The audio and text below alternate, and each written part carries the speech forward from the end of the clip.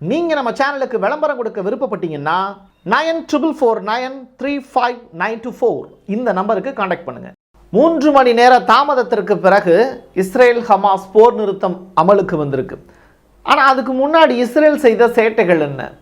முழுவதுமாக நிலத்தை ஆக்கிரமிக்கக்கூடிய ஒரு பெரிய வேலையை இஸ்ரேல் செஞ்சுருக்காங்க. எந்தெந்த நிலத்தை ஆக்கிரமித்து இப்போது இந்த போர் நிறுத்தத்துக்கு சம்மதம் தெரிவிச்சிருக்காங்க இஸ்ரேல். நடத்தக்கூடிய நாடகம் நெதன்யாகு அவர்கள் சிறப்பாக நடத்திக்கிட்டு இருக்காரு. அதை வழிநடத்தக்கூடிய ட்ரம்ப்புக்கு ஒரு பெரிய கனவு ஒன்று இருக்குது, அதுதான் நோபல் பரிசு. இங்கிலாந்து பெரிய அளவில் மகிழ்ச்சி அடைகிறாங்க. என்னுடைய பிணைய கைதி ஒருத்தவங்களை விடுதலை பண்ணுறீங்க, ரொம்ப மகிழ்ச்சின்னு ஹமாஸுக்கு தேங்க்ஸ் பண்ணியிருக்காங்க. ஒரு பெரிய வாக்கிங் டால் மாதிரி ஹமாஸினுடைய பெரைடு ஒன்று நடக்க போகுது. இன்று இரவு அப்படிங்கிறது ஹமாஸுக்கான இரவாகவும் காசா மக்களுக்கான இரவாகவும் பார்க்கப்படுது. இந்த ஜனவரி மாதம் 19ஆம் தேதி காசா மக்களுக்கான நிம்மதி பெருமூச்சு. வாங்க பார்க்கலாம் டீட்டெயில்டா. இது பிரசாத் சிக்னேச்சர். ஆண்களின் முழு சக்தி, இல்லற வாழ்வின் புத்துணர்ச்சி, 85 வருட அனுபவம் கொண்டு பாரம்பரிய முறைப்படி தயாரிக்கப்பட்ட இந்த மூலிகை பொடி உங்கள் வாழ்வில் மாற்றத்தை ஏற்படுத்தலாம். நரம்பு பலவீனம், நாட்பட்ட சுகர் போன்ற பிரச்சனைகளால் ஆண்களுக்கு ஏற்படும் பலவீனங்களுக்கு பிரத்யேகமாக தயாரிக்கப்பட்டது.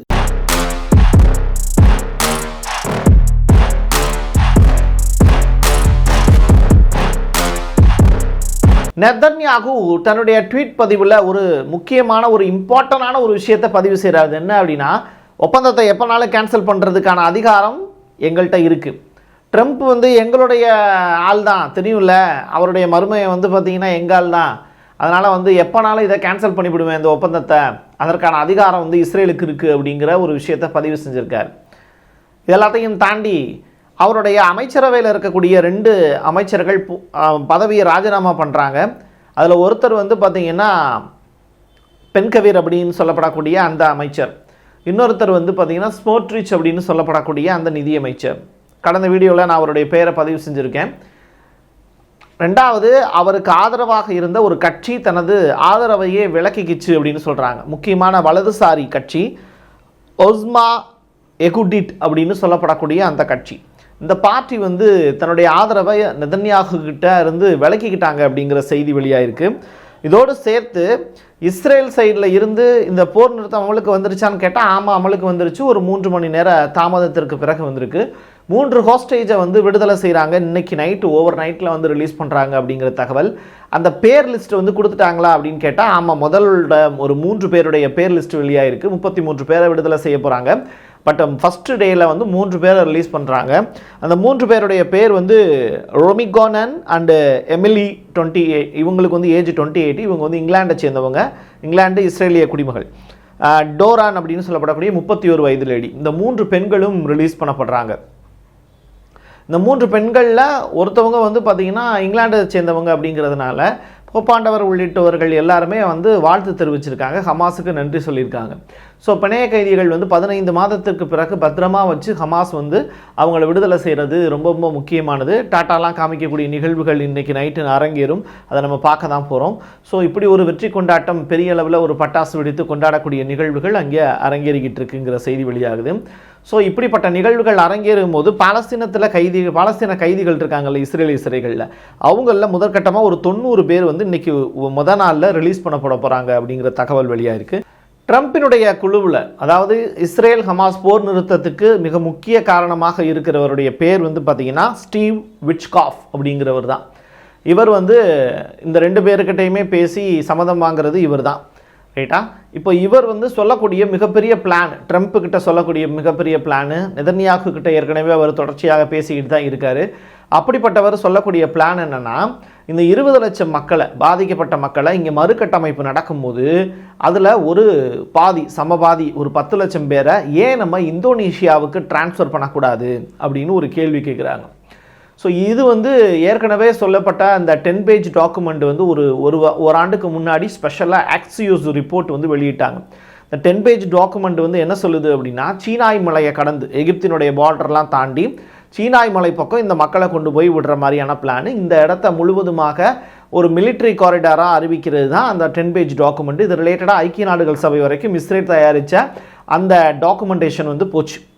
இன்னமும் அது ரிலேட்டடான பிளானில் தான் இருக்காங்க. இந்த மக்கள் ஒட்டுமொத்தமாக இந்த மக்களை முடிச்சு விட்டுட்டு இதை முழுவதுமாக இஸ்ரேல் வந்து தன்னுடைய கட்டுப்பாட்டுக்குள்ளே எடுக்கிறதுக்கான வேலையை செய்கிறாங்க.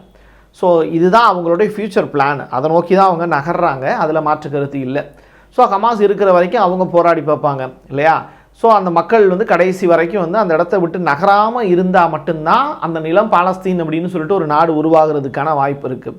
இப்போது காசா ஸ்ட்ரிப்பு, காசா, அந்த சின்ன சின்ன கேம்ப்ஸு, அதை தாண்டி வந்து வெஸ்ட் பேங்க் ஏரியா, இப்படி வந்து எல்லாமே செதறி கிடக்கு. இந்த செதறி கிடக்கக்கூடிய நிலங்கள் எல்லாத்தையுமே சேர்த்து ஜோர்டானில் சில பகுதிகள், எகிப்தினுடைய சில பகுதிகள், ரஃபாவை தாண்டி இருக்கக்கூடிய பகுதிகள், ரஃபாவுக்கும் எகிப்துக்கும் இடையிலே வந்து ஒரு 7 கிலோமீட்டர்ஸ் வந்து அப்படியே பெண்டிங்கில் தான் கிடக்கும். அதுவும் வந்து பார்த்திங்கன்னா ஒரு காலத்தில் பாலஸ்தீன நாடாக தான் இருந்தது. இப்படி எல்லாமே வந்து பார்த்திங்கன்னா சிதறுண்ட அந்த நிலங்கள் எல்லாத்தையும் சேர்க்கறதுக்கான வேலையை தான் ரிவர் டு சீங்கிற பேரில் அவங்க செய்கிறாங்க. ஆனால் அதுக்குண்டான வாய்ப்புங்கிறது இப்போ இல்லை. இந்தோனேஷியா நாட்டுக்கு அவங்கள நாடு கடத்தக்கூடிய வேலையை ட்ரம்பினுடைய குழுவை சேர்ந்த இந்த விட்ச்கிராஃப்ட் அப்படிங்கிறவர் செய்கிறாரு அப்படின்னு சொல்கிறாங்க. இதை வந்து யார் வந்து இந்த ரிப்போர்ட்டை கொடுக்குறா அப்படிங்கிறத நம்ம சொல்லணும்ல மக்களுக்கு, நம்மளாம் சொல்கிற மாதிரி ஆகிடக்கூடாது. ஸோ என்பிசி அப்படின்னு சொல்லவங்க அவங்க தான் இந்த ரிப்போர்ட்டை ஃபைல் பண்ணியிருக்கிறதா யார் வெளியிட்டிருக்காங்கன்னா டைம்ஸ் ஆஃப் இஸ்ரேல் செய்தி வெளியிட்டிருக்காங்க. ஸோ மறு கட்டமைப்புக்கு பிறகு 20 லட்சம் மக்களில் பாதி பேரை என்க்ளேவ் பகுதிக்கு வெளியில் நிறுத்துறதுக்கு ட்ரம்பினுடைய குழு வந்து பெரிய முயற்சி செய்கிறாங்க அப்படிங்கிறத இந்த டைம்ஸ் ஆஃப் இஸ்ரேல் செய்தியை வெளியிட்டிருக்காங்க. அவங்கள இந்தோனேஷியா அப்படிங்கிற அந்த நாட்டுக்கு அகதிகளாக மாற்றுவதற்கான வேலையை செய்ய போகிறாங்க. ஸோ இது ரொம்ப ரொம்ப ரொம்ப இம்பார்ட்டண்டான ஒரு ஸ்டேட்மெண்ட். இப்படிப்பட்ட நிலையில் நில ஆக்கிரமிப்புன்னு ஃபஸ்ட் எடுத்தோன்னா நான் சொன்னேன்ல, அந்த வார்த்தை தான் ரொம்ப முக்கியமானது. அது எந்த நிலம் அப்படின்னா ஃபிலாடெல்ஃபியா காரிடார், 14 கிலோமீட்டர்ஸ் இன்னும் காசா ஸ்ட்ரிப் பகுதியில் இருக்கக்கூடியது. இப்போது நீங்கள் இந்த காசா ஸ்ட்ரிப்புக்கும் இந்த ஃபிலாடெல்ஃபி காரிடாருக்கும் எனக்கு தெரிஞ்சு வந்து டோட்டலாக வந்து ஒரு 170 கிலோமீட்டர்ஸ் நெருக்கி வந்து ஒரு ஏரியா டிஸ்டன்ஸ் எல்லாமே இருக்கும்னு நினைக்கிறேன். ஸோ இப்போ இந்த ஃபிலாடெல்ஃபி காரிடார் அப்படிங்கிறதுல ஒரு 14 கிலோமீட்டர்ஸை வந்து எகிப்தும் ஆக்கிரமிக்கிறதுக்கான வேலையை செஞ்சாங்க. ஆனால் அவங்களால அது முடியல. சரி, இப்போ வந்து அதை இஸ்ரேல் வந்து எடுத்துக்கிறதுக்கான வேலையை அவங்க தொடங்கியிருக்காங்க. ஸோ ஃபிலாடெல்ஃபி காரிடாரில் அந்த 14 கிலோமீட்டரை டோட்டலாக தன்னுடைய கட்டுப்பாட்டுக்குள்ளே வச்சுக்கிறதுக்கான ஒப்பந்தமும் கையெழுத்தாயிருக்கு. இதை அக்ரிமெண்ட்லையும் வச்சுருக்காங்க. பட் வந்து இதை ஹமாஸ் கூட வெளியில் சொல்ல முடியாத ஒரு நிலை தான் அவங்களுக்கு.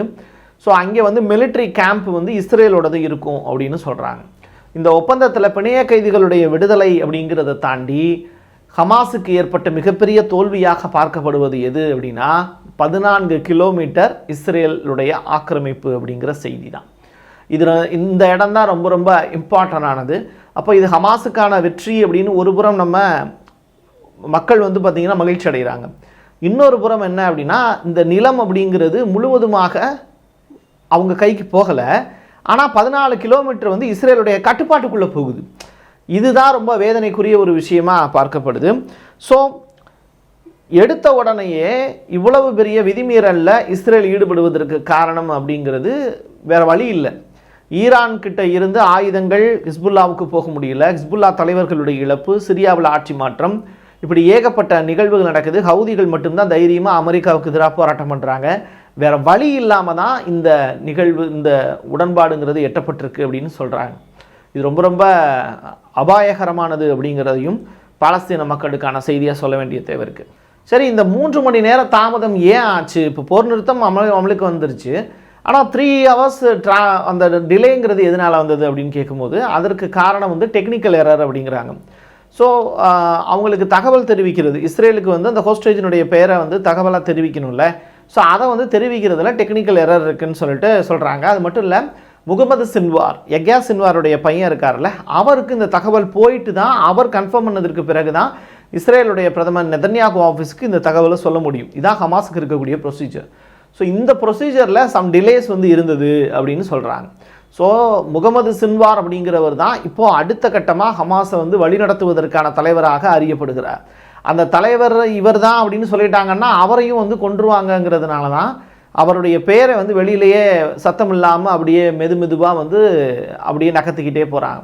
அவருடைய பேரை அப்பப்போ மட்டும் வந்து உள்ளுக்குள்ளே ப்ரெஸ்ஸுக்கு வந்து அபு உபைடா மூலியமாக தகவல் வந்து வெளியாகிட்டே இருக்குது. டெலகிராம்லேயும் இப்போ வரைக்கும் அபு உபைடா தான் வந்து பேசிக்கிட்டு இருக்காரு, தகவலை பரிமாறிக்கிட்டு இருக்காரு அப்படிங்கிற தகவல்லாம் ரிலீஸ் ஆகிட்டு இருக்கு. இது எல்லாமே வந்து நம்முடைய சேட்டலைட் சேனல்களில் ரிலீஸ் ஆன செய்தி, இஸ்ரேல் சைடில் ரிலீஸ் ஆன செய்தி, அரப் கண்ட்ரீஸ்லேருந்து உலா வரக்கூடிய செய்தி, அல் ஜசீராவினுடைய செய்திகள், இது எல்லாத்தையும் ஒருங்கிணைத்து தான் உங்களுக்கு இந்த தகவலை நான் கொடுத்துக்கிட்டு இருக்கேன். இப்படிப்பட்ட சூழ்நிலையில் எடுத்த உடனேயே விதிமீறல் அப்படிங்கிறது இஸ்ரேல் செஞ்சாங்க. அந்த 3 மணி நேர தாமதத்தை கூட இஸ்ரேலால் தாங்கிக்க முடியல. உடனே என்ன பண்ணுறாங்க அப்படின்னா, ஒரு 8 பாலஸ்தீனியர்களை கொலை செஞ்சிடறாங்க. ஒரே நாளில் 19 பேர் வந்து இறந்து போயிருக்காங்க பாலஸ்தீன சேர்ந்தவங்க. கடைசி நேரத்தில் நமக்கு ஒரு அமைதி ஒப்பந்தம் வந்து கொடுத்துட்டாங்க. ஒரு கிட்டத்தட்ட ஒரு 6 வார காலத்துக்கு நிம்மதியாக வாழலாம், எந்த விதமான பிரச்சனையும் இல்லாமல் அப்படின்னு நினச்சிக்கிட்டு இருந்தால் அந்த 19 பேர் இப்போ உயிரோடு இல்லை. இது ரொம்ப ரொம்ப வேதனைக்குரிய ஒரு விஷயமாக தான் பார்க்கப்படுது. ட்ரம்ப் பெரிய அளவில் இந்த காசா இஸ்ரேல் போரை வச்சு மையமாக வச்சு ஒரு நோபல் பரிசு திட்டம் கனவு ஒன்று காண்றார். அந்த கனவை நனவாக்குறதுக்கு அவர் எடுத்திருக்கக்கூடிய முயற்சி தான் இந்த அமைதி ஒப்பந்தம். இதை மையமாக வச்சு மட்டும் இல்லை, ஆப்ரஹாம் ஒப்பந்தம் இஸ்ரேலுக்கும் அந்த ஒட்டுமொத்தமாக அந்த காரிடாருக்குள்ளே இருக்கக்கூடிய ஆப்ரஹாம் ஒப்பந்தத்தையும் மறுபடியும் நீட்டிப்பு செய்கிறதுக்கான வேலையை அவர் செய்ய போகிறாரு. இஸ்ரேலுக்கும் சவுதி அரேபியாவுக்கும் இடையில் சில பெண்டிங்கான ஒப்பந்தங்கள்லாம் இருக்குது, அதையும் அவர் நிறைவேற்றுறதுக்கான வேலை. அதாவது ஒட்டுமொத்தமாக மிடில் ஈஸ்ட் ஏரியாவில் அமைதியை கொண்டு வந்திருக்கிறேன் அப்படின்னு அமெரிக்க பிரசிடெண்ட் ஒருத்தர் சொல்கிறாரு அப்படின்னா அதை மெய்ப்பித்து காட்டக்கூடிய வகையில் பென்சில்வேனியாவில் அமெரிக்காவுக்காக தன்னுடைய உயிரையே தியாகம் செய்வதற்கு துணிந்தவர் அப்படிங்கிற மாதிரியான பிரகடனங்கள்லாம் இப்போ பேசிக்கிட்டு தான் இருக்காங்க. ஸோ நோபல் பரிசு கனவோடு ட்ரம்ப் அவர்கள் ஒரு பெரிய கனவு கண்டு கொண்டு இருக்கிறார். ஜனவரி 20ஆம் தேதி அவருடைய பதவியேற்பு நடக்க இருக்கிறது. ரஷ்யாவிடமிருந்து விமானத்தை வாங்கி அந்த கலிஃபோர்னியா தீயை அவர் அணைப்பாரா அப்படிங்கிற பெருத்த கேள்விகளுக்கான பதில் அடுத்து 2-3 நாட்களில் கிடச்சிரும். ஸோ இப்படிப்பட்ட சூழ்நிலையில் நோபல் பரிசு தான் ட்ரம்பினுடைய இலக்கு. இஸ்ரேலுடைய இலக்கு அப்படிங்கிறது நில ஆக்கிரமிப்பு, ஹமாஸினுடைய இலக்குங்கிறது சுதந்திர பாலஸ்தீனம். ஆனால் இதெல்லாம் வந்து அதிகாரத்தில் இருக்கிறவங்களுக்கு மட்டும்தான் சாத்தியப்படும். ஆனால் பாலஸ்தீனங்கிற சுதந்திர தேசம் அமையுமா அப்படிங்கிற பெருத்த கேள்விகள் நில ஆக்கிரமிப்பு நடத்தக்கூடிய இஸ்ரேலிடமிருந்து அவர்கள் தன்னை தற்காத்து கொள்வதற்கான வாய்ப்பு இருக்கான்னு கேட்டால் இன்றைக்கி இருக்கிற சூழ்நிலையில் அது இல்லை அப்படின்னு தான் சொல்ல வேண்டிய தேவை இருக்குது. அதுதான் கசப்பான உண்மையும் கூட. என் கையெழுத்து என் மக்களுக்கானது உறவுகளே. மீண்டும் ஒரு பதிவில் சந்திக்கலாம். நன்றி, வணக்கம். நீங்கள் நம்ம சேனலுக்கு விளம்பரம் கொடுக்க விருப்பப்பட்டீங்கன்னா 9449359224 இந்த நம்பருக்கு கான்டாக்ட் பண்ணுங்க. ஆண்களுக்கு சக்தியை அதிகரிக்கும் மூலிகைகளை தேர்ந்தெடுத்து நேர்த்தியான முறையில் தயாரிக்கப்பட்டது ஊட்டி நேச்சுரல் பவுடர். மூலிகைகளில் அனுபவம் கொண்ட டாக்டரால் உருவாக்கப்பட்டது. நேரில் வருபவர்களுக்கு மருத்துவ ஆலோசனை வழங்கப்படும். கொரியர் மூலமாகவும் பெற்றுக்கொள்ளலாம். தமிழ்நாட்டிற்குள் கேஷ் ஆன் டெலிவரி வசதியும் உண்டு.